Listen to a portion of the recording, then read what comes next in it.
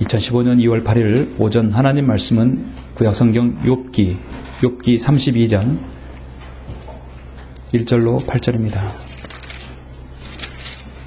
35장입니다. 35장입니다. 오전 하나님 말씀은 욥기 35장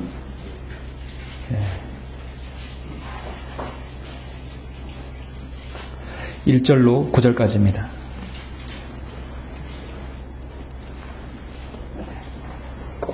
욥기 35장 1절로 9절 봉독해 올리겠습니다. 엘리후가 더 고하여 말하기를 당신이 말하기를 나의 의는 하나님의 의보다 더 낫다 하였으니 당신은 이것이 옳다고 생각하느뇨. 나의 의는 하나님보다 더 낫다 하였으니 당신은 이것이 옳다고 생각하느뇨. 당신이 말하기를 그런즉 내게 무슨 유익이 있으며 내가 내 죄에서 깨끗이 되면 나는 무슨 유익을 얻을 것인가 하였도다. 내가 당신과 또 함께한 당신의 동료들에게 대답하겠노라. 하늘들을 쳐다보고 바라보라. 당신보다 더 높은 구름들을 보라. 당신이 범죄한들 어떻게 그분을 대적하겠느냐. 당신이 죄악이 많아진들 그분께 무엇을 행하겠느냐. 당신이 의로워진들 그분께 무엇을 드릴 수 있으며 그분이 당신의 손에서 무엇을 받으시겠느냐. 당신의 죄악은 당신과 같은 사람이나 해칠 것이며 당신의 의는 사람의 아들을 이롭게 하리라.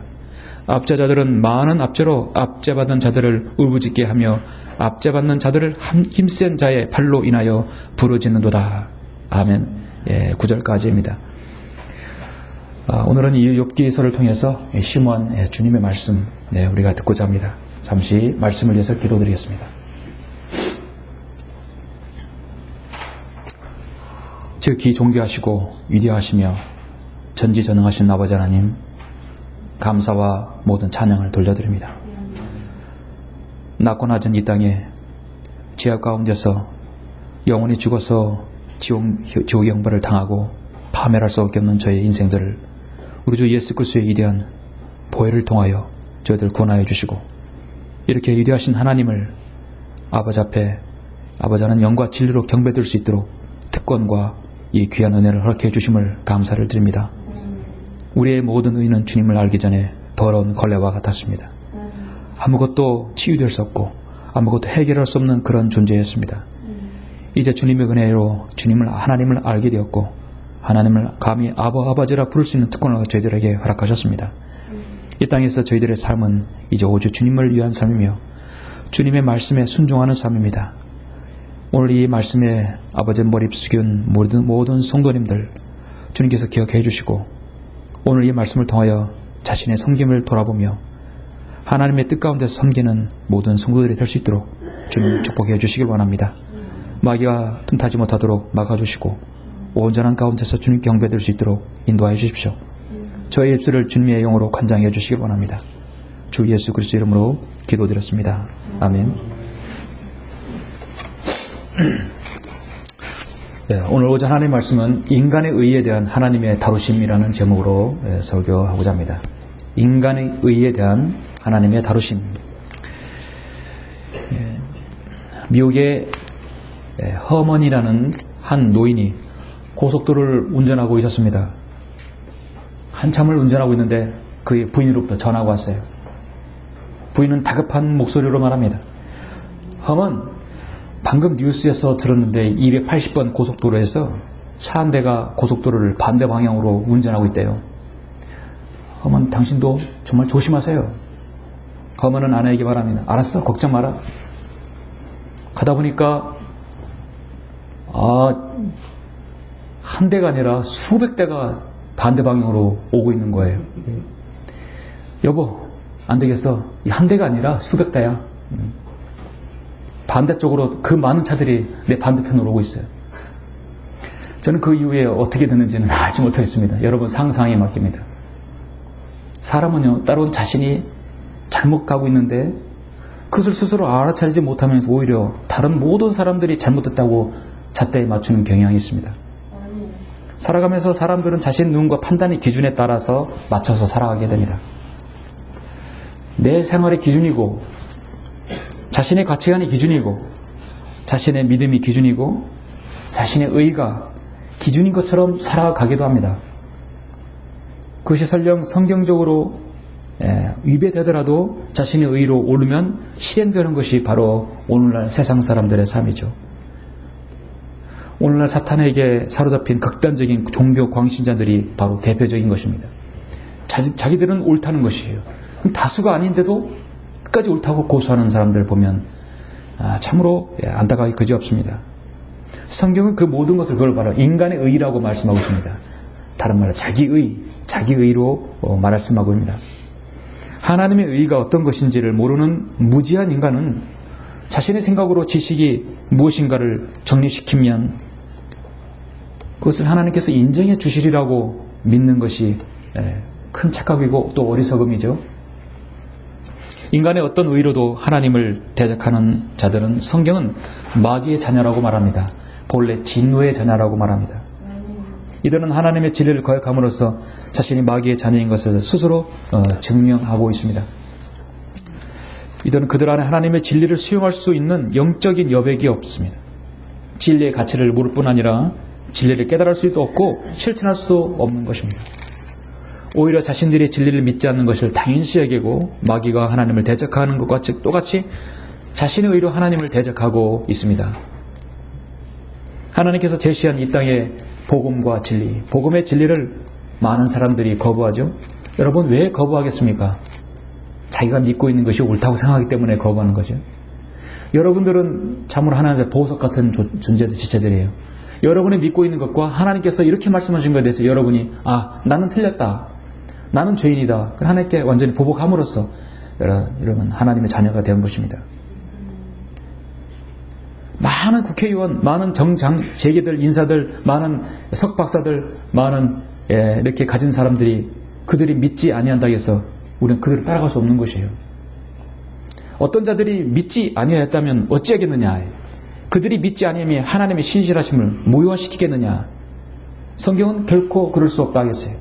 로마서 3장 3절에서 말씀하고 있습니다. 여러분이 믿는 것에 대해서 여러분 확신이 있으십니까? 그 누가, 그 어떤 대통령이, 어떤 통치자가, 어떤 석박사가, 어떤 재벌이 여러분의 믿음이 틀렸다고 말해도 여러분 그것을 아니다, 내가 믿는 것이 옳다고 여러분 고수하시겠습니까? 우리도 주님을 믿기 전은 나의 모든 의는 성경에서 말씀하는 더러운 걸레 같다고 말씀하고 있습니다. 세상에 있는 모든 사람들이 착각하는 것은요, 하나님은 사랑의 하나님이시기 때문에 죄인들에게 결코 영원한 심판과 영원한 형벌, 더 나아가서 지옥이라는 것은 있을 수 없다 하는 것이에요. 하나님은 사랑의 하나님이시기 때문에, 하나님은 평화를 좋아하고 평안을 좋아하기 때문에 어떻게 이 땅을 심판하시겠습니까? 또 하나 문제는 사람이 죽으면 모든 것이 다 끝나버리기 때문에 걱정하지 않아도 된다. 마치 전기불 소켓을 빼면 불이 나가듯이 인간은 죽으면 끝이라 하는 것입니다. 여호와 증인들은 그래서 혼의 구원을 믿지 않는 것입니다. 사람이 죽으면 마치 스위치를 꺼버리듯이 전기불이 꺼지듯 그렇게 믿고 있는 것입니다. 이들처럼 하나님께서는 사랑이시기 때문에 죄인들에 대해서는 처벌하지 않으신다고 생각하는 사람들이 너무나 많습니다. 하나님을 너무나 오해하는 거죠. 하나님께서는요, 자신의 사랑을 위해 그분의 공의를 희생시키지 않으십니다. 하나님께서는 죄인들을 위해 속죄 제물이 되실 필요가 없었다면 왜 갈보리에서 우리 주님께서 그 6시간 이상을 못 4개의 양팔에, 양못에, 양팔에 의지해서 걸쳐서 주님은 고통당하셔야 했을까요? 주님께서 왜 그렇게 고통당하시고 우리를 위해서 죽으셔야 했을까요? 그리고 부활하셨겠습니까? 하나님께서 자신의 사랑을 드러내 보이시기 위해서 그렇게 하신 것입니다. 지옥이 없다면, 멸망이 없다면, 고통이 없다면 왜 주님께서 대신 당하셨을까요? 우리의 더러운 걸레 같은 의 때문에, 자기 의 때문에 여러분이 가진 그 의를 주님께서 하나님의 의를 입혀주시려고 그렇게 하신 것이죠. 성도 여러분, 오늘 오전에 저는 성경 66권에서 전능하신 분, 전지전능하신 창조주 하나님이라는 용어를 가장 많이 제시하고 있는 욥기에서 정말 나는 무지하고 나는 나약하며 나의 의는 하나님 앞에 견줄 수 없다는 그런 고백을 하고 있는 여러분들에게 오늘 욥기를 통해서 여러분의 섬김, 여러분이 가지고 있는 그 기준이 얼마나 하나님께서 원하시는 기준에 있는지 한번 자신을 돌아보고자 합니다. 하나님을 모르는 세상 사람들이야 우리는 그렇다고 치더라도 예수 그리스도를 믿고 구원받은 우리 그리스도인은 전능하신 하나님 앞에서 자신의 의를 얼마나 견주고 자랑하면 그것이 헛된 것인지를, 덧없는 것인지를 우리가 한번 보고자 하는 것입니다. 오늘 말씀을 우리가 통해서 전지전능하신 분을 숙고하는 데 좋은 시간이 되었으면 합니다. 내 기준과 하나님의 기준은 어떤 것인가? 여러분은 욥기에 대해서 얼마나 아십니까? 욥기에 대해서 얼마나 많이 읽으셨어요? 성경에서 가장 저는 이렇게 시간 가는 줄 모르는 책 중에 하나가 바로 욥기하고 전도서입니다. 사실 인생에 대해서 꼭 배우려 한다면 인생이 무엇인가 전도서를 알아야 되고 하나님의 창조, 그 다음에 하나님의 전지전능하심을 알려면 욥기를 읽으면 됩니다. 그런데 언어와 분량이 많기 때문에 욥기를 다 이해한다는 것은 참으로 심오한 깊이가 있기 때문에 쉽지는 않습니다. 욥기는요, 성경에서 가장 먼저 기록된 책입니다. 아니, 인류 역사상 가장 먼저 기록된 책이라고 해도 과언이 아닙니다. 창세기가 가장 먼저 기록된 것이 아닙니다. 창세기는 1400 BC, 1450년, 1500년대 모세 오경, 모세가 기록한 것이죠. 욥기는 BC 1800년경입니다. 창세기가 기록되기 300년 전에 먼저 기록되었어요. 성경에서 가장 먼저 기록된 책이 욥기입니다. 그러니까 모세 이전에 아브라함의 아들 이삭, 이삭의 아들 야곱, 야곱의 아들이 이삭의 아들 야곱과 에서 있죠. 에서의 후예 손자 바로 그때쯤입니다. 그러니까 아주 모세가 태어나기 한참 전이죠. 예. 지금부터 말하면 3800년 전이죠. 거기에는 이 악투루스, 오리온, 플레아데스 성단, 남쪽의 방들 하나님께서 말씀을 언급함으로써 이 지구 위에 전체 우주까지 다 볼 수 있게 해주셨어요. 가장 우리 하나님께서 북쪽에 빈자를 펼치시고 그곳에 계시다는, 우리 하나님께서는 가장 북쪽에, 진북쪽에 계시다는 걸 알려주시고, 이 대기권을 지나서 이 태양계를 지나면 저 셋째 하늘 낙원이 있다는, 우리 하나님께서 계신 그 보좌가 가려면 둘째 하늘과 셋째 하늘의 그 깊음을 통과해서 그 물층을 지나서 통과한다는 것을 성경에서 바로 욥기에서 제시하고 있습니다. 둘째 하늘과 셋째 하늘은 인간이 다 헤아릴 수 없는 최소한 30억 톤의 물층이 있다는 것을 성경에서 말씀하고 있습니다. 욥기를 통해서 바람이 어떻게 생기고 구름과 비, 천둥과 번개와 물방울, 수증기, 회오리 바람, 이슬과 서리, 눈, 하나님의 모든 창조 작품들이 다 어떻게 만들어지는지를 제시하고 있습니다. 그래서 우리 그리스도인은 날씨에 대해서 불평하지 말아야 합니다. 우리는 과거에 주님 몰랐을 때 날씨가 비가 온다, 비가 오면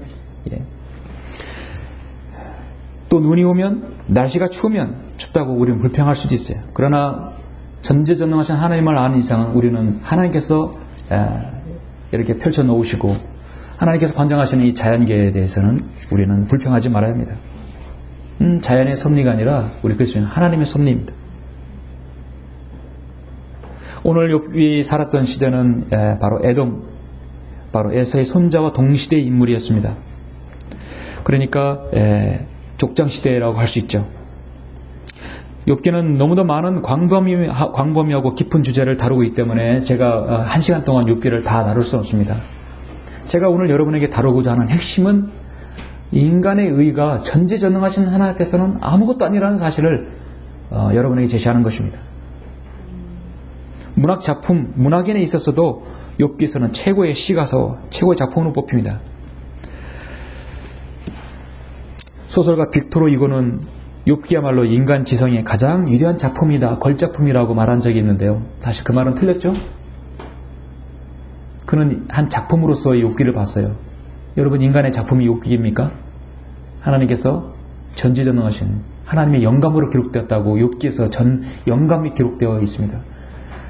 그는 성령님의 영감으로 기록된 사실을 모르고 있습니다. 단순한 문학작품으로 이해해서는 우리는 안 됩니다. 하나님과의 나와의 관계를 설정해 보는 거죠. 사탄이 인간을 공격하는 건 여러모로 공격하죠. 여러분의 육신도 공격하고, 여러분 혼도 공격하고, 여러분 영적인 것도 공격합니다. 그럼 과연 사탄의 공격에 있어서 누가 과연 많이 무너지는 것인가? 육신도 그렇지만 혼적도 그렇지만 영적도 마찬가지입니다. 하나님께서는 그 사람에게 가장 취약한 부분을 건드려요. 육신과 혼과 영입니다. 거듭났을지라도 영적으로 무장하지 않은 그리스도인은 하나님께서 사탄은 또 키질을 하게 됩니다. 변기되지 않는 하나님의 말씀인 한글 킨딩 성경, 또 거기에 따른 주석서, 좋은 주석서, 또 바른 말씀을 가르치는 좋은 꼴이 흘러나오는 강단이 있다 한다면 여러분은 정말로 욥기를 책으로 잘 이해하고 받아들일 수 있습니다. 오늘 오전에 저는 짧은 시간에 모든 걸 말씀드릴 수 없지만 자신의 의가 하나님 앞에 얼마나 헛된 것인가 여러분 한번 자신을 한번 돌아보았으면 합니다. 여러분 혹시 이런 생각한 적 있어요? 나는 내가 생각해도 참으로 괜찮은 사람이야.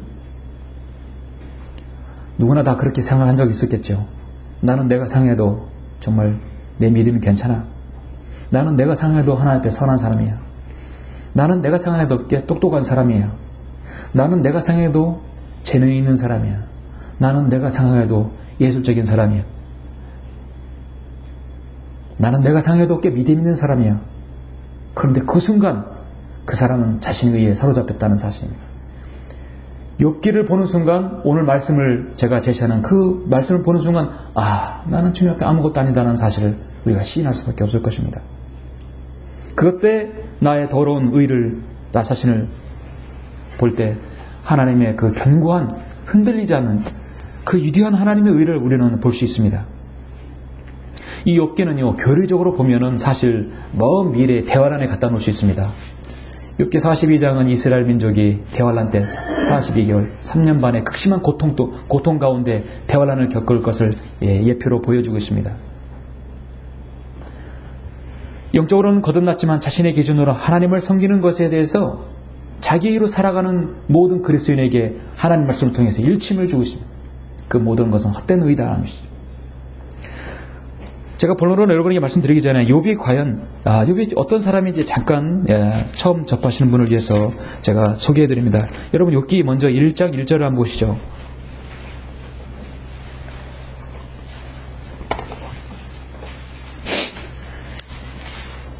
우스 땅에 한 사람이 있었는데 에돔 지역 우스 땅에 우스 땅이죠. 우스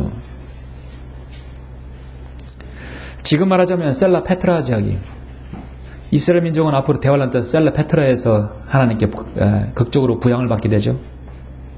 욥의 고난은 나중에 이스라엘의 고난으로 예표될 수 있습니다. 그래서 우스 땅입니다. 한 사람이 있었는데 그의 이름은 욥이더라. 그 사람은 온전하고 정직하며 하나님을 두려워하고 악을 피하는 사람이더라. 정말 어떤 정말 하나님 앞에 결격 사유가 없는 것이에요. 그에게 일곱 아들과 세 딸이 태어났으며 그의 재산도 양이 7천이고 낙타가 3천이며 소가 500결이요 암나귀가 500이며 아주 많은 가족을 두었으니 이 사람은 동방의 모든 사람 가운데서 가장 큰 자더라. 정말 여기 보시면 3절처럼 많은 부를 가지고 있고 이렇게 자녀들을 가지고 있고 그는 온전하고 정직하고 하나님을 두려워하고 악을 피하는 사람, 무엇 하나 부족함이 없고 하나님을 잘 섬기는 사람이었어요. 잔치를 벌이더라도 혹시라도 그 잔치에서 하나님께 죄를 지었나 그리고 다시 한번 하나님께 이렇게 제사를 드리는 정말 하나님을 두려워하는 사람이었습니다. 이렇게 결격사유가 없는 사람에게 축복 주시는 것은 당연한 거죠. 구약에 있는 일반적으로 복의 원리는 간단합니다. 하나님을 두려워하고 잘 섬기면 하나님께 복 주시는 것이 구약의 원리예요. 자, 이럴 때 가장 그것을 못마땅히 여기는 자가 있어요. 그 자는 누구입니까? 바로 사탄입니다. 사탄은 하나님께 클레임을 걸어요. 1장 6절에 보시면 하루는 하나님의 아들들이 구약에서 하나님의 아들들은 천사를 이기는 것이죠. 신약에서 하나님의 아들들은 바로 여러분 주님의 자녀입니다. 하나님의 아들들이 와서 주 앞에 섰고 사탄도 그들 가운데 왔더라. 주께서 사탄에게 말씀하시기를 내가 어디서 왔느냐 하니 사탄이 주께 대답하여 말씀하시기를 땅에서 여기저기 위아래로 두루 다니다 왔나이다 하니 주께서 사탄에게 말씀하시기를 너는 내 종을 유의해 보았느냐. 사탄은 위아래 두루 다니고 인간의 모든 것을 보고 관찰할 수 있어요.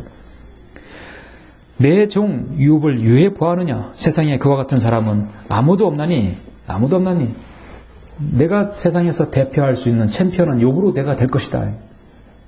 욥만큼 나를 잘 섬기는 사람은 없다는 거죠. 그는 온전하고 정직한 사람으로서 하나님을 두려워하고 악을 피하는 자니라 하시니라. 그때 사탄이 주께 대답하여 말씀드리기를 욥이 아무런 이유 없이 하나님을 두려워하리까? 사탄은 이 말을 통해서 욥은 아무 이유 없이 고난당하는 신세가 되죠. 욥이 아무런 이유 없이 하나님을 두려워하니까 주께서 그와 그의 집과 그가 소유한 모든 것에 사면으로 장벽을 두르심이 아니니까 주께서는 그가 손으로 하는 일에 복 주셨고 그의 재산이 그 땅에서 늘어나게 하셨나이다. 그러나 이제 주의 손을 내밀어 그가 소유한 모든 것을 쳐 부소서. 그리하시면 그가 주를 정면으로 저주하리다 하더라. 주께서 사탄에게 말씀하시기를 보라 그가 소유한 모든 것이 내 권세에 있으나 다만 그의 몸에는 내 손을 대지 말라 하시니 사탄이 주의 면전에서 물러가니라. 자, 하나님 앞에서 온 이 사탄에게 하나님께서는 욥을 칭찬했고 욥은 참으로 그와 같은 사람은 없다 했을 때 하나님께서 그것처럼 축복해 주셨기 때문에 욥이 하나님을 잘 섬기는 것이 아닙니까? 한마디로 반대로 하자는 얘기죠. 먼저 하나님께서 나에게 맡기십시오. 그럼 내 모든 재물, 그의 모든 재물, 모든 것을 내가 쳐보겠습니다. 여전히 하나님을 신뢰하는가 한번 보십시오. 그렇지 않을 것입니다. 13절에 이어보면은 잔치를 벌이다가 샤바인 내려와서 그의 모든 재산, 그의 자녀들, 그의 종들 모두 다 비명 행사하게 됩니다.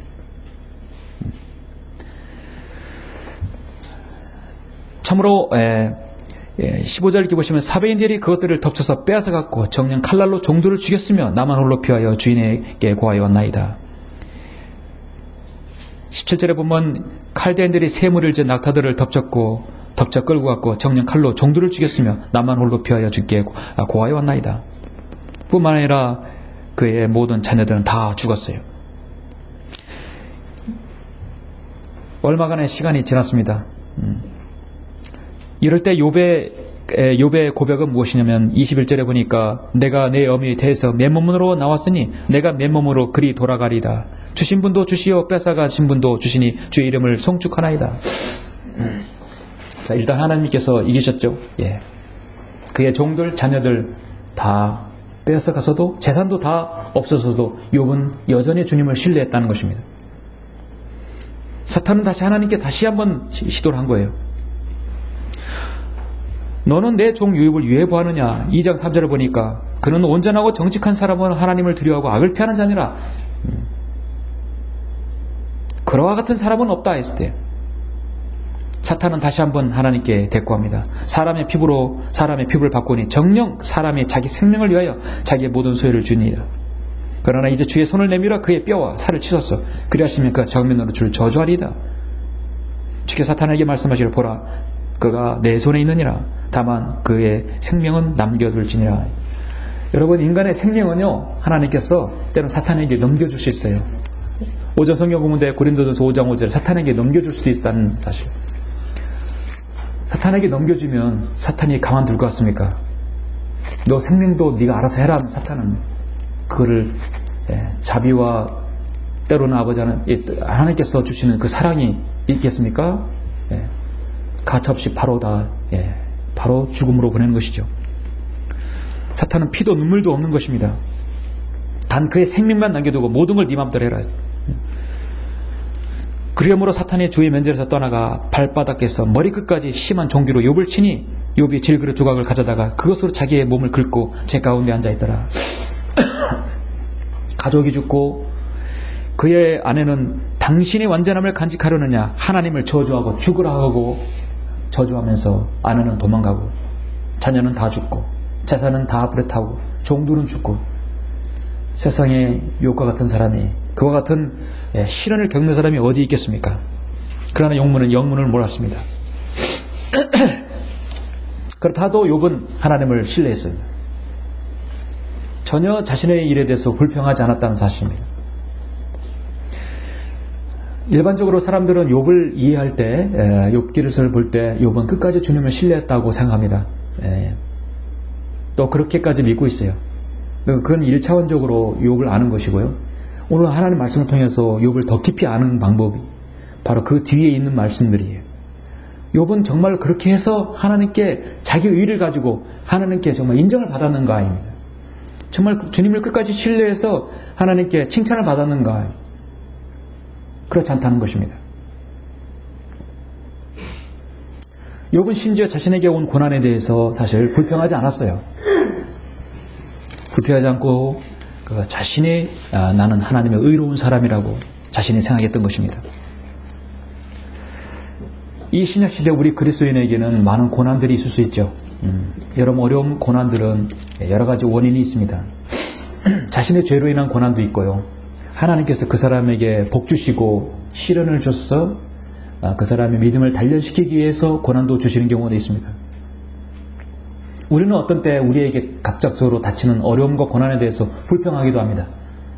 자신의 처지를 비관하거나 또 낙마하고 회피하는 사람도 있습니다. 여러분은 고난과 어려움이 있을 때 이것이 무엇 때문에 나에게 왔는가 한번 생각해 보신 적 있습니까? 이것이 대체 무엇 때문에? 죄 때문에 그런가? 죄가 아니라면 하나님의 의미는 무엇인가? 뜻은 무엇인가?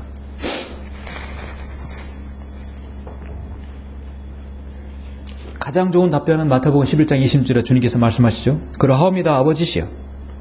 아버지요? 이런 그렇게 하시는 것이 아버지 보시기에 선함이니다. 주님께 보시기에 선하기 때문에 그렇게 하신 것이다.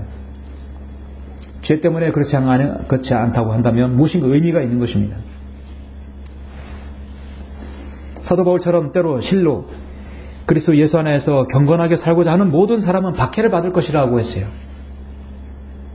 때로는 우리 가운데 이단도 있어야만 하리니 그래야만 너희 가운데 인정받는 사람들이 나타나게 되리라.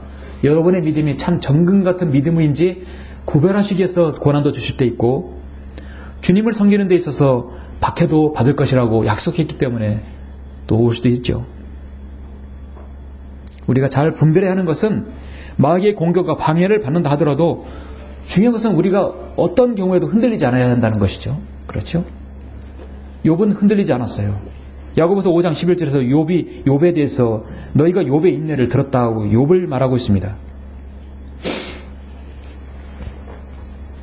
하나님께서 의인 중에 의인 바로 선정한 사람 세 사람 중에 하나가 바로 그 욥이었습니다. 욥은 1장 21절의 고백대로 내가 내 어미의 태에서 맨몸으로 나왔으니 내가 맨몸으로 그리 돌아가리이다. 주신 분도 주시오 뺏어가신 분도 주시니 주 이름을 송축하나이다. 오늘날 어떤 그리스도인이 자신의 처해진 상황에서 주신 분도 주시오 뺏어가신 분도 주시니 주 이름을 송축하나이다. 그런 고백을 할 수 있는 그리스도인은 여러분 정말 대단한 그리스도인이에요. 그리고 그렇게 믿음의 고백을 할 수 있는 그 사람에게 그와 같은 환경을 허락하시죠. 그렇다면 욥은 문제가 무엇입니까? 그러니까 나는 의로운 사람이야. 바로 이것입니다. 그러니까 나는 하나님 앞에 의를 하나님 앞에 견줄 수가 있어. 바로 욥의 문제가 바로 이것이었습니다. 욥기의 기록자 엘리우, 그를 방문하고 위로한 엘리우는 바로 이것을 깨달으라고 알려주는 것입니다. 결국은 자신의 자기의 의가 문제라는 것입니다. 오늘 하나님의 말씀을 통해서 우리의 모든 육체는 풀이요 그의 모든 아름다움은 들의 꽃과 같다고 말씀하고 있어요. 아무리 인생에서 잘나고 훌륭하고 무엇을 이루다 할지라도 영혼에 거하시는 하나님께서는 우리 보시기에 하나의 티끌과 같지 않습니다. 하나의 점에도 불과하지 않습니다. 그런데 우리가 어떤 이 세상의 사람들이 전능하신 하나님 앞에 자신의 의를 견주는 것은 너무나 어리석은 것이죠. 영국인가요? 어느 나라의 미국의 인가요? 스티븐 호킹 박사예요. 시간의 역사, 빅뱅 이론을 만든 사람. 그 사람은 자신의 몸도 견줄 수 없는 사람이 하나님을 대적하는 걸 보면 그 얼마나 불쌍한지 모릅니다. 자신의 의를 내세우는 욥과 같은 사람이 너무도 많습니다. 심지어 하나님을 주로 고백하는 사람도 자신의 의를 가지고 있다는 것도 큰 문제이죠. 오늘 그렇다고 한다면 하나님을 인간을 다루시는 최고의 전문가의 하나님의 다루심, 그런 자신의 의로 사로잡힌 그 욥을 하나님께서 어떻게 다루셨는지를 저는 여러분에게 세 가지 방면에서 여러분에게 제시하고자 하는 것입니다. 오늘 이 말씀을 제시할 때 여러분 그 안에서 내가 들어있지 않는 것인가? 우리는 거기에서 자유로워야 합니다.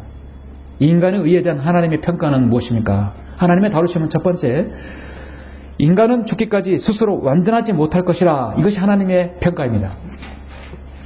절대로 죽기까지 하나님 없이 스스로 완전하지 못할 것이다. 이것은 인간을 향한 하나님의 평가입니다. 자, 오늘 본문 35장 1절로 9절을 보시겠습니다. 자, 욥은 이렇게 고난받는 중에 욥의 세 친구가 와서 지금 욥을 위로하고 있습니다. 그리고 35장 엘리후가 강론합니다. 35장 1절로 9절 먼저 본문이 되는 말씀 첫 번째입니다.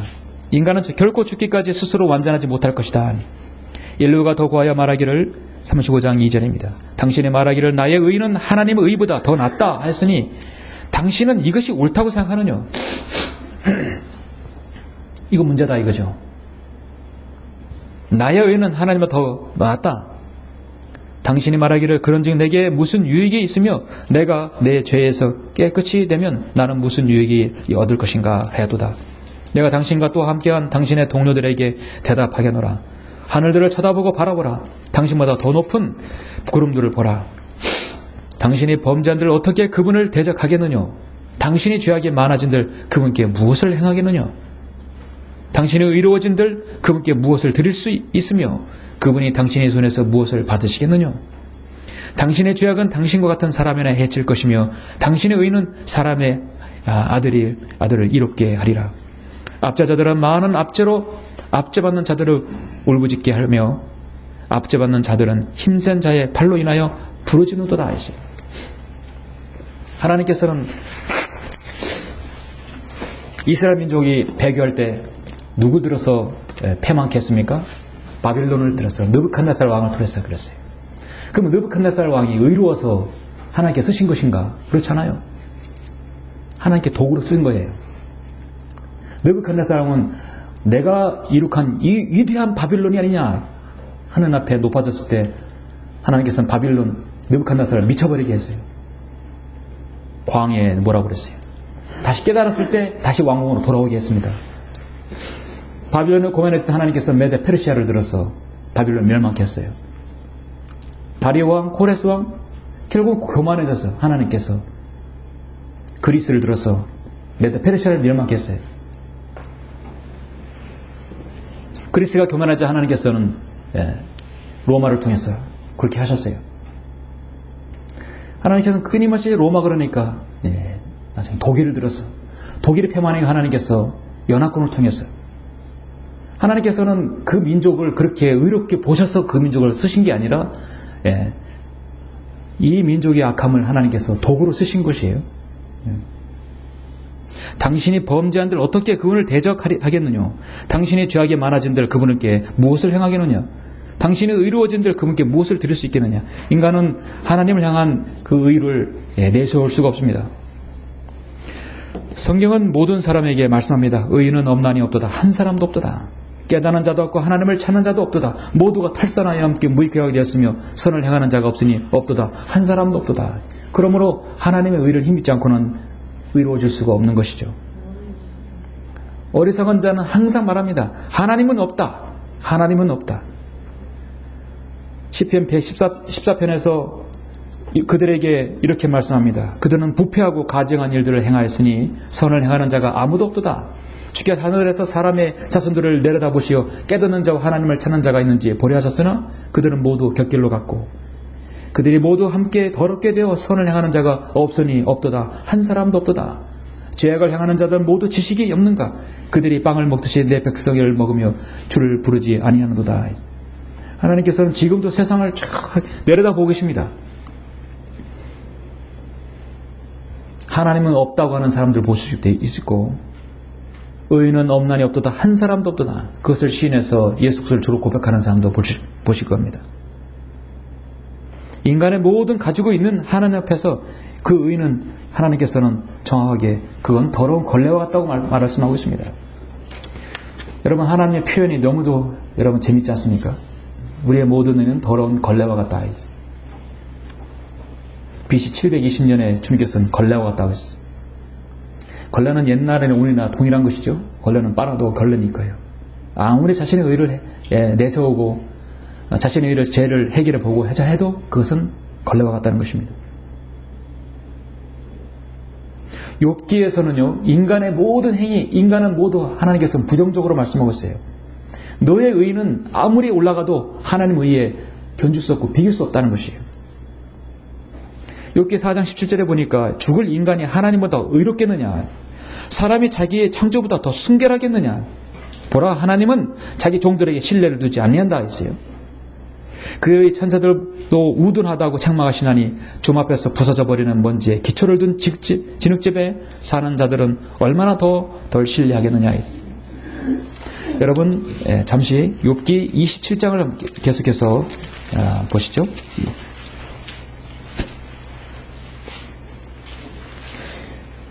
그러니까요, 욥의 문제가 욥기 35장 1에서 1절, 35장 전체의 욥의 문제고, 욥의 문제의 핵심이 뭐냐면 욥기 27장 1절에서 8절의 욥의 문제입니다. 또 욥이 계속 그의 비유로 말하기를 나의 심판을 취해 가신 하나님과 나의 혼을 괴롭게 하시는 전능하신 분께서 살아계시니 내 호흡이 내 안에 있고 하나님의 영이 내 콧구멍에 있는 동안에는 내 입술이 악을 말하지 아니하고 내 혀가 속임수를 바라지 아니하리라. 내가 그렇게 힘들고 어려워도 나는 하나님을 저주하지 않고 하나님을 불평하지 않겠다는 것이요. 하나님께서 내가 너희를 의롭다고 하지 못하게 하시니 내가 죽기까지 나의 완전함을 버리지 아니하겠노라. 나는 의인이기 때문에 내가 내 의를 굳게 잡고 놓치지 아니하리니 내 마음은 내가 사는 동안 나를 책망하지 아니하리라. 나의 원수는 악인같이 되고 나를 대적하여 일어나는 자는 불의한 자와 같이 될지니라. 이 선자가 성공했다 해서 하나님께서 그의 혼을 취해가시면 그의 소망이 무엇이겠느냐. 나는 내 의를, 나의 완전함을 버리지 않겠다 하는 것입니다. 인간은 더럽다는 것을, 바로 죄로 인해 더럽혔다는 건 우리가 다 아는 바죠. 그러나 자신의 의로 무엇인가 깨끗하게 해보자 하는 것들, 종교심들, 하나님께서 원하지 않는 경배 방식으로 하나님께 예배를 드렸다고 자부하는 그 모든 마음들, 하나님께서 보시기에 그것은 더러운 걸레와 같다고 말씀하고 있습니다. 더러운 것은 바로 자신의 부끄러움이죠. 여러분, 창세기 3장을 보면 아담과 이브가 에덴 동산에서 하나님 말씀을 거역하고 금지된 열매를 먹었습니다. 먹자마자 그들의 눈이 밝아져서 스스로 벌거벗은 것을 보게 되었어요. 그들이 보게 되었을 때 부끄러워서 어떻게 했습니까? 무화과나무 잎을 엮어서 치마를 만들어서 자신의 부끄러운 걸 가렸습니다. 수치를 가렸다는 얘기죠. 수치를 가렸는데 여전히 왜 숨었을까요? 그들은 여전히 죄인이기 때문입니다. 창세기 3장을 제가 보겠습니다. 여자가 보니 그 나무가 먹음직하고 보기에도 즐겁고 혐오하게 할 만큼 탐스러운 나무인지라. 그녀가 거기서 그 열매를 따서 먹고 그녀와 함께한 자기 남편에게도 주니 그가 먹더라. 먹음으로써 그들의 피는 죄의 피가 흐르게 되었습니다. 피의 순한 체계를 가지게 됐고 그 피는 계속해서 물려받게 되었습니다. 그러자 그들의 눈이 다 열려 그들은 자기들이 벌거벗은 줄 알고 무화과나무에 물려 자기들의 치마를 만들더라. 그들이 난이 시원할 때 동산을 거니시는 주 하나님의 음성을 듣고 아담과 그의 아내가 주 하나님의 면전에서 피하여 동산 나무들 사이에 자신들을 숨겼더라. 죄를 지으면 피하게 되어 있어요. 여러분의 자녀들이 부모님께 순종하지 않았을 때, 들키지 않았는데도 자녀들은 왜 눈빛이 다를까요? 죄를 지었기 때문입니다.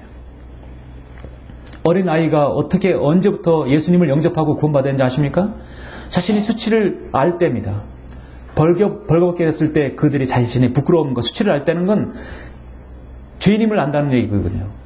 그리고 잘못했을 때 다른 걸 핑계대고 자신을 변호한다는 것, 바로 죄의 시작입니다.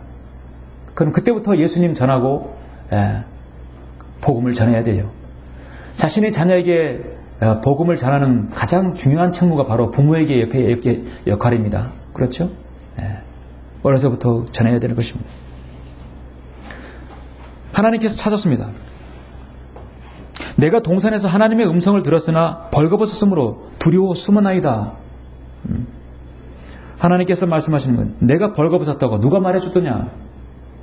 내가 내게 먹지 말라고 명령한 그 나무의 과실을 내가 먹었느냐 했어요. 하나님께서는 단도직입적으로 물었어요. 먹었느냐? 남자가 말했어요. 먹긴 먹었어요. 그런데 핑계를 대죠. 하나님께서 나와 함께 있도록 해주신 그 여자가 그 나무의 열매를 내게 주기에 내가 먹었나이다. 내가 먹었어요. 그런데 나에게 붙여주신 그 여자, 이 여자만 안 했더라면 내가 안 먹는 건데 그 여자 때문에 내가 먹었다는 것이에요. 자신은 빠져나가는 거예요. 바로 죄의 시작입니다. 13절에 보면 주 하나님께서 이제 여자에게 간 것이죠. 내가 행한 일이 어찌 된 일이냐. 여자는 먹었습니다. 그런데 앞에 또 대꾸를 대죠. 그 뱀이 나를 속여서 내가 먹었다. 나는 그 사실 잘못 없어요. 그 뱀이 나를 속이지만 않았다면 내가 괜찮을 텐데 그 뱀이 나를 속였다. 하나님께서 뱀에게 갔어요. 뱀은 이제 방법이 없는 건 직격탄을 맞는 거죠. 인간은 죄를 지으면 자신을 회피하고 도망가는 거예요. 끝까지 자신의 의를 내세우는 것이 바로 인간의 품성입니다. 그 모든 것을 하나님께서는 무화과 나이 품은 어떻습니까? 아침 저녁으로 해가지고 그러면은 무화과를 바짝 말라서 한번 앉았다 일어서면 바스락해서 다 사그라지겠죠? 뼈대만 남을 것입니다. 무화과 나무 잎은 신약성경이든 구약성경이든 항상 자신의 의를 나타내는 대표적인 나무 잎입니다. 이스라엘은 무화과 나무잎이 뭉성하지만 열매가 없는 나무였어요. 하나님께서 처방해 주신 것은 21절에 보니까 또 주 하나님께서 아담과 그 아내에게 가죽으로 옷들을 만들어 그들에게 입히시니라. 그 가죽은 무슨 가죽일까요? 저는 추정하는 것은 양의 가죽이라는 것입니다. 그것은 바로 우리 주님의 의를 힘입어서 통해서 의를 힘입어서 하나님의 의를 갖는 것이죠. 이사야 64장 6절에서 그러나 우리는 다 불결한 것 같고 우리의 모든 의는 더러운 걸레 같으며 또 우리는 다 이삭이처럼 시들며 우리의 죄악들은 바람처럼 우리를 옮겼나이다. 여러분도 우리의 더러운 의가 예수 그리스도의 피를 통해서 하나님의 의로 힘있게 되어서 여러분 의롭게 되었죠? 하나님의 의 아니면 절대 인간은 의로워질 수 없다는 사실을 성경은 알아야 된다고 오늘 육교에서 말씀하고 있습니다. 인간의 의에 대한 하나님의 다루심은 두 번째 무엇입니까? 두 번째는 하나님께서는 인간의 헛된 것에 대해서 개의치 않으신다. 인간의 모든 헛된 망상, 헛된 행동, 헛된 것에 대해서 일일이 개의치 않으신다는 것입니다. 욥기 35장 10절에서 13절 계속해서 보시겠습니다.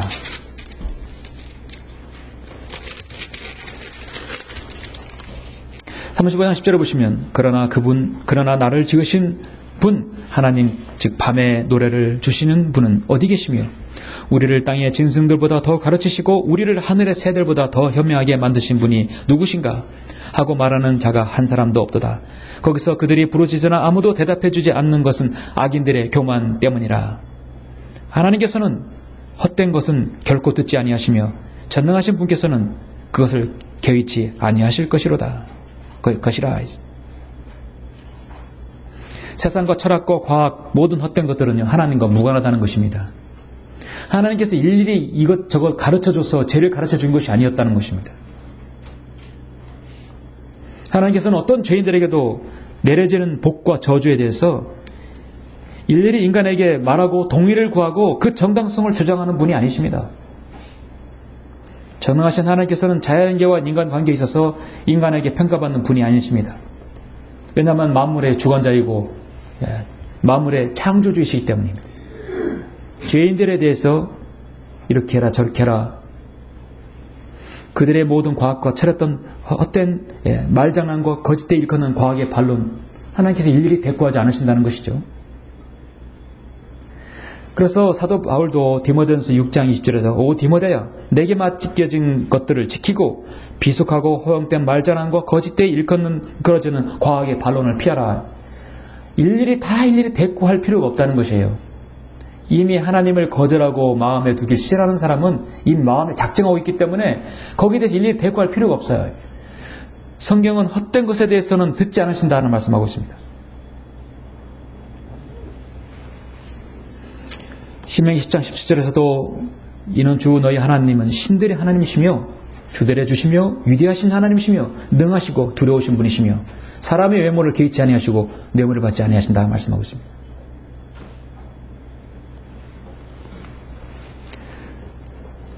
히브리서 12장 2절에서 그리고 우리의 믿음의 창시자요 완성자이신 예수를 바라보자. 그는 자기 앞에 놓인 즐거움을 위하여 십자가를 견디시고 수치를 개의치 아니하시니 하나님의 보좌의 오른편에 앉으셨느니라.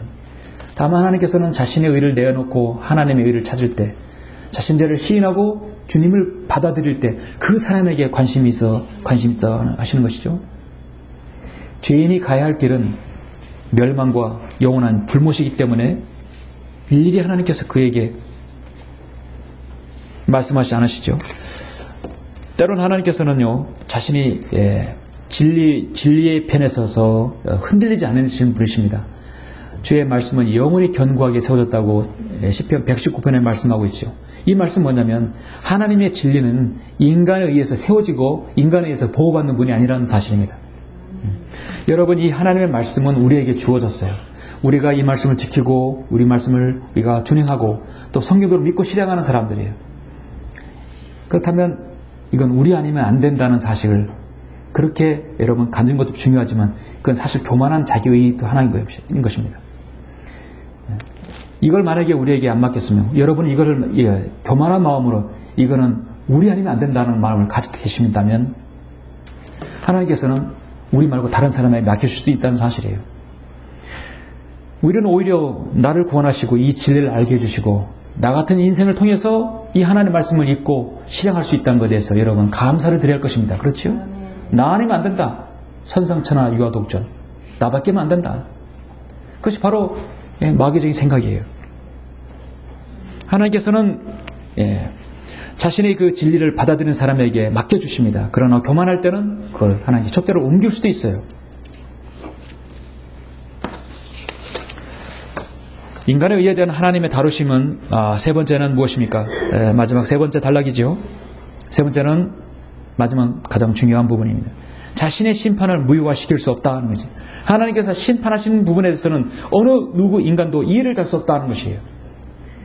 자신의 의로 사로잡힌 그 사람을 심판을 한다는 것은 어느 누구도 여러분 이해를 제기하거나 항소할 수 없다는 것이죠. 35장 14절 16절을 보시면 당신이 말하기를 너는 그분을 보지 못하리라 할지라도 그분 앞에는 심판이 있도다. 정확합니다. 그분 앞에는 심판이 있도다. 그러므로 당신은 그를 신뢰하라. 그러나 지금은 그렇지 못하기 때문에 그분이 그의 진노를 벌하셨어도 욥은 그것을 끝까지 안 것이 아니라 그러므로 욥이 입을 헛되이 열어 알지 못한 채 말을 많이 하는도다 하니라. 욥의 문제를 정확하게 엘리후가 지적했죠. 인간에 의해 하나님의 다루심은 결국은 하나님의 심판인데 그 심판은 무효화시킬 수 없고 심판은 한 번도 왜곡되지 않는다 했어요. 그리고 욥기 8장 3절에서 하나님께서 심판을 왜곡하시겠느냐?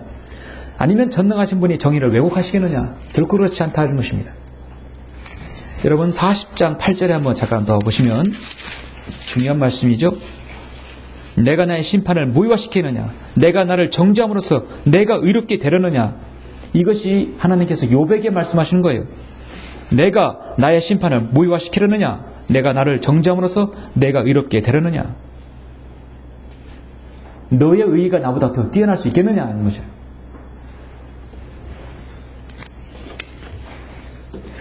우리는 하나님께서 심판하시고 하나님께서 관장하시고 하신 것에 대해서는요, 이의를 달아서는 안 되지요. 예. 그렇습니다. 그렇게 하시는 것이 아버지 보시기에 선함이니이다. 우리 주님께서 하신 말씀에 동의를 해야 할 것입니다. 인류 역사에 있어서 인간이 인간을 심판하고 정죄하고 판결을 내리고 죽이는 것, 어느 대부분의 나라가 사형제도가 있지만 또 많은 나라에서 사형제도를 다 폐기하고 있습니다. 우리나라도 이명박 대통령, 박근혜 대통령, 현재까지 그리고 그 전에 노무현 대통령, 김대중 대통령 4.16 약 16년간을 지금 한 명도 사형수를 사형시키지 않았어요. 여러분 주는 세금으로 조두순 아직까지 팔팔거리고 살아가 있어요. 유영철 수많은 최소한 16명 이상의 사형수들이 우리가 낸 세금으로 잘 먹고 잘 살고 있어요.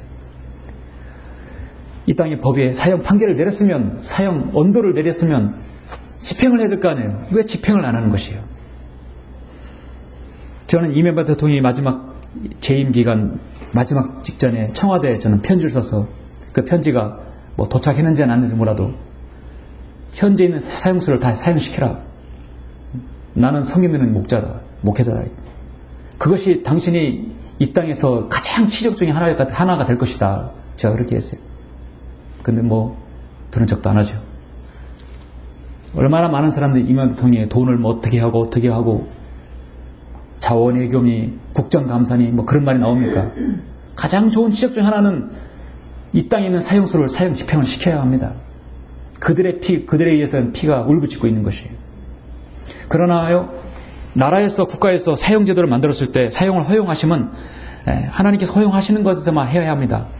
인간의 법에 의해서 만들어진 것은 사실 모든 것은 구약이나 신약시대가 있는 그 사형제도는 하나님께서 허용하신 것인데요. 인간적으로 판단했을 때 그것은 사람 잘못된 것이고 살인과 모든 부분에 있어서는 그것으로 대가를 치르게 해줘야 되는 것입니다. 보편적인 판단에서 그것은 죄이고 성경에 어긋나고 그것은 분명히 극악무도한 죄라고 했을 때 판결을 내렸다 한다면 내려야 되는 것입니다. 그런데 성경에서 말씀하고는 죄의 범주에서 벗어나서 자신의 종교가 다르다는 이유로 사람을 심판하고 정죄하고 고문해서 죽이는 종교가 있다면 여러분 그것은 옳은 것입니까? 옳지 않은 것입니까? 자신의 종교가 다르다고 해서 죽이는 건 성경대로 믿는 그리스도인은 그런 역사가 없었어요. 그것은 그렇게 한다면 사탄의 하수인에 불과한 것입니다. 지난 1600년 동안 로마 카톨릭이 그걸 자행했어요. 자신의 종교가 다르다고 개종하지 않는다고 AD 303년 디오클레시안 통치하에 10번의 박해로서 수백만의 사는 그리스도인들이 죽었습니다. 그때부터 시작한 로마 가톨릭의 박해는 1000년을 이어졌어요. 유대인과 그 이후에 그리스도인들을 죽이는데 이를 헤아릴 수 없었습니다. 잔혹한 고문과 살인, 교수형, 화형, 상성하실 정도로의 고통으로 사람들을 박해해왔습니다. 피 흘린 발자취라든지 이런 박수의 순교사라든지 반가톨릭 신학교회사를 저 뒤에 있는 책을 보시면 여러분 눈물 없이는 볼 수 없습니다.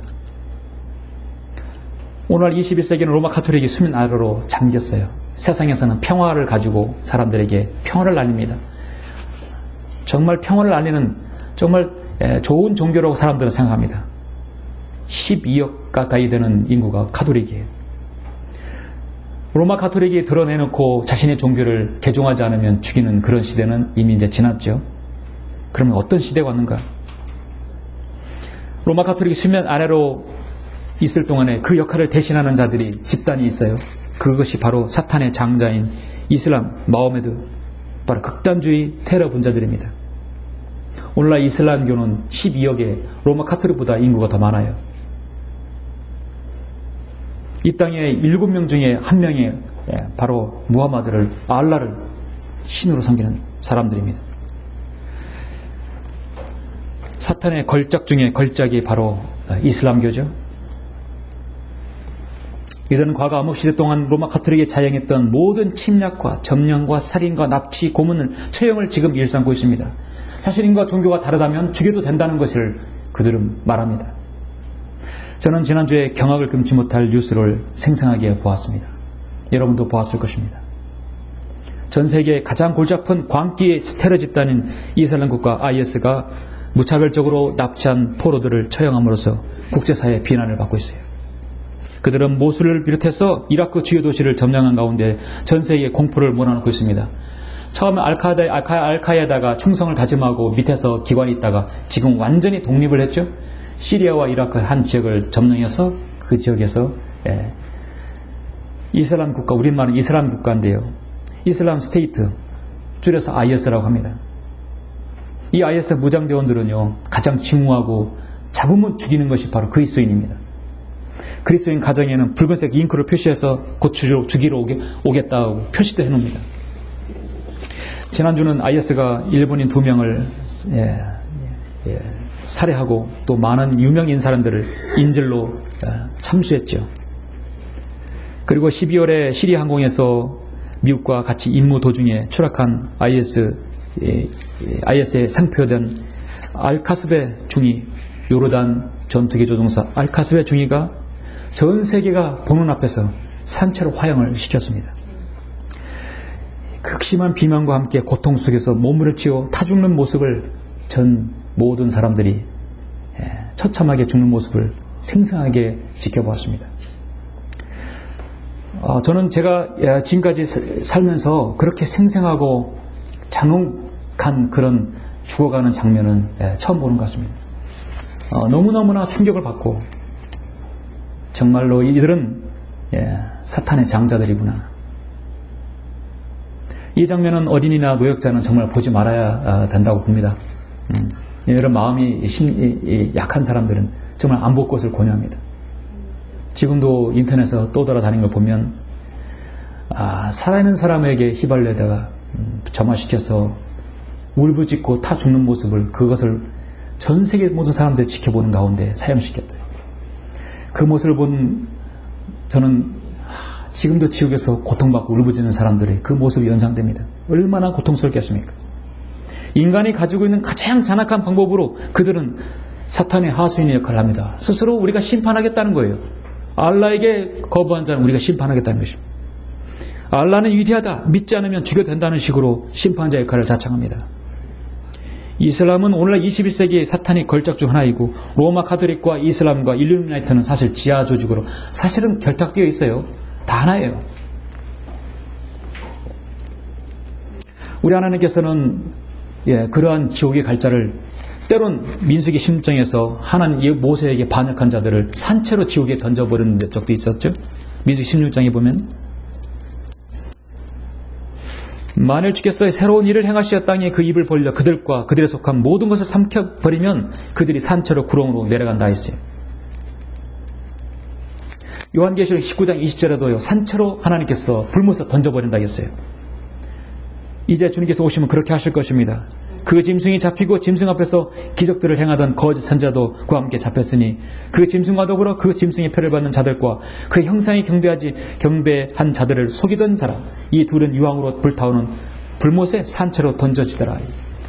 하나님을 거부하고 극악무도한 반역자들은요, 그들은 영원히 불못의 산채로 들어갈 것입니다.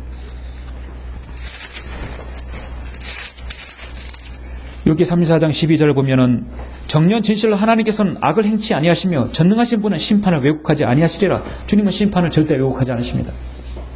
하나님의 심판만이 정확한 것이죠. 인간의 자신의 의를 내세우고 이건 잘못됐다, 이건 우리가 심판하겠다, 그건 하나님께서 심판받을 대상이라는 것입니다. 사랑하는 성도 여러분, 욥은 그와 같이 자신의 의를 하나님께 내세웠을 때 이제 하나님께서 답변할 차례예요. 나는 내 의로 하나님께 견줄 수 있다. 나는 내 의를 죽을 때까지 지속하겠다. 그래서 하나님께서 지금 다시 역으로 물으십니다. 욥기 38장 1절을 한번 보시면 여러분, 그때 주께서 해오리 바람 속에서 욥에게 대답하여 말씀하시기를 지식이 없는 말로 이치를 어둡게 하는 이자가 누구냐? 이자가 누구냐? 처음엔 하나님께 자신 있게 이 사람은 내가 추천하겠다 했는데 이자가 누구냐? 야, 너 정신 차려라. 너는 이제 남자답게 내 허리를 동이라. 내가 너에게 요구할 것이 있으니 너는 내게 대답하라. 너 그렇게 너의 의가 자랑스럽다면 내게 대답하라. 우리 하나님께서는 38장 4절에서 38장 전체를 들어서 적어도 30가지 이상의 소나기 질문을 퍼붓습니다. 내가 여기에 대해서 답변을 할 수 있겠느냐? 욥은 한마디도 답변할 수 없었어요. 내가 사자를 위하여 먹이를 사냥하겠느냐? 아니면 젊은 사자를 지옥에 채워주겠느냐? 내가 눈의 보고를 속에 들어갔느냐? 범람한 물에 누가 물길을 나누었으며 천둥의 번개에 누가 길을 내며 물이 돌로 된 것처럼 감춰졌고 기쁨의 표면은 얼어있도다. 내가 플라데스 성단의 아름다운 감옥역을 풀 수 있으며 오리온의 띠를 풀 수 있느냐? 이런 무지막지한 질문으로 욥은 그냥 꼼짝 못하게 만드는 것이죠. 42장을 마지막을 보시겠습니다. 이것이 바로 욥의 고백입니다. 그러자 욥이 주께 대답하여 말씀드리기를, 이것이 정말로 자신의 일을 하나님께 보복하는 욥의 자세이죠. 주께서는 모든 것을 하실 수 있으며 어떤 생각도 주께 알려지지 않을 수 없음을 내가 아나이다. 지식 없이 이치를 가리는 자가 누구니까? 그러므로 나는 깨닫지 못한 것을 말하였으니 그것들은 내게 너무 경이로워서 내가 알지 못하나이다. 나 모릅니다.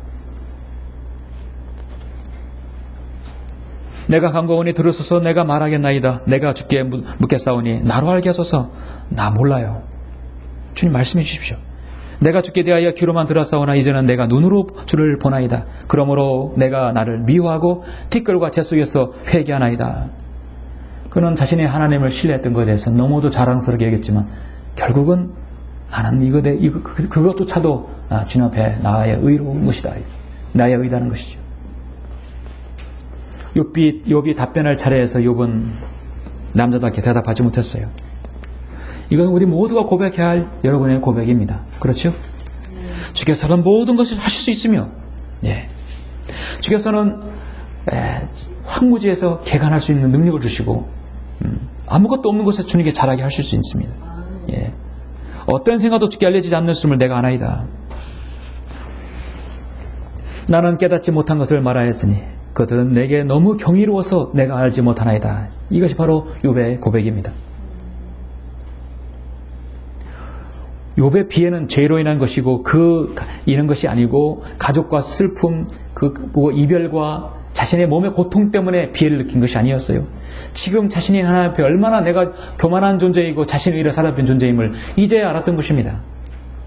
하나님께서는 모든 사람에게 너는 죽기까지 너 스스로 의롭게 될 수 없다는 것을 말씀하고 있습니다. 하나님께서는 일일이 자신의 헛된 것에 대해서 일일이 간섭하지 않으신다는, 일일이 대꾸하지 않으신다는 것입니다. 내가 하는 모든 심판은 의롭고 옳은 것이다. 예수 그리스도는 하나님이 왼편에 계십니까? 오른편에 계십니까? 오른편에 계셔요. 예수 그리스도는 항상 오르니까요.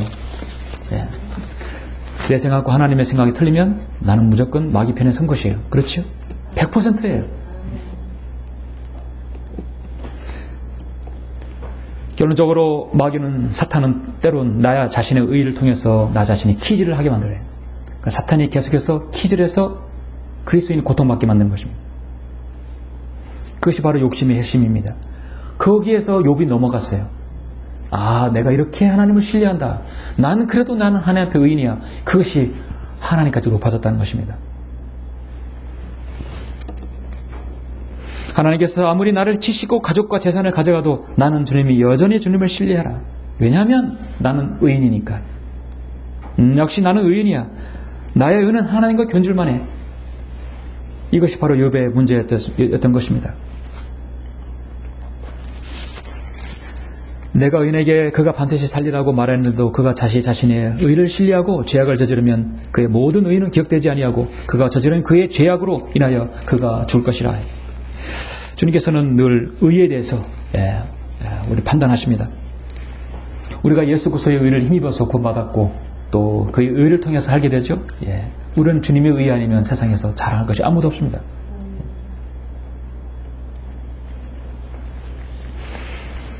저기 도서관에 가면은 중국 선교를 헌신했던 조나단 고포스의 아내 영국 출신의 캐나다인 로잘린드 고포스가 쓴 응답받은 기도란 책이 있어요. 경건서적인데 여러분 기도에 관한 참 좋은, 정말 가장 좋은 책 중에 하나입니다. 그 책을 보면서 여러분의 기도가 얼마나 응답받으면서 정말 감명을 주고 도전을 주기에 정말 합당한 책이라고 보여집니다. 두고두고 읽어야 할 책이라고 봅니다. 조나단 고포스의 아내 로잘린드 고포스는 이걸 책을 쓰면서 자신이 얼마나 이 책을 쓰면서도 여러 사람 앞에 강연하면서도 나는 하나님 앞에 의로움에 사로잡혔던 자신을 자백하고 있는 내용이 있습니다. 페이지 136페이지 보면 로잘린드 고포스는 내가 때로는 사람들에게 강연하고 가르칠 때 사탄에게 그 키질을 당해서 내 자신의 의로 사로잡힌 적이 있었다 고백합니다. 자신이 강의하고 자신이 못된 것을 다른 사람에게 간증을 했을 때 자신이 스스로 그렇게 생각했답니다. 그래, 너는 훌륭한 선교사의 아내야. 그래, 너는 훌륭한 강연자야. 그래, 오늘 잘했어. 또 멋져. 그래, 나는 대단한 사람이야. 그 순간 너는 자신의 의로 사로잡힌 사람이다. 그 순간 나는 하나님의 의로움에 사로잡힌 사람이다 하는 것입니다. 우리는 때로는 나 자신에게 그래 난 좀 괜찮은 존재예요. 우리는 끊임없이 그렇게 할 수도 있어요. 그렇죠? 그러나 욥의 고백을 보면 그렇지 않습니다. 주께서는 모든 것을 하실 수 있으며 내 생각의 모든 것을 다 한순간에 앗아갈 수 있고 내 모든 형편을 욕과 같이 만들 수도 있다는 사실이에요. 그렇죠? 그렇기 때문에 사도 바울은 고린도후서 12장 7절에서 지극히 이대한 계시들의 풍성함으로 인하여 내가 자고하지 않도록 교만하지 않도록 육체의 한 가시 사탄의 사자를 내게 주셨으니 그가 나를 쳐서 자고하지 못하게 하려 함이라. 하나님께서는 늘 여러분에게 그래서 안전장치를 걸어놨어요. 여러분의 자신에게 다 안전장치를 걸어놨어요. 너무도 여러분을 잘 알기 때문에요. 그렇죠? 정말 우리의 다른 것은 무엇입니까? 여러분이 겸손하게 여러분 신실하게 주님을 잘 섬기면 되는 것이죠. 그러한 여러분 모두가 다 되시길 간절히 바랍니다.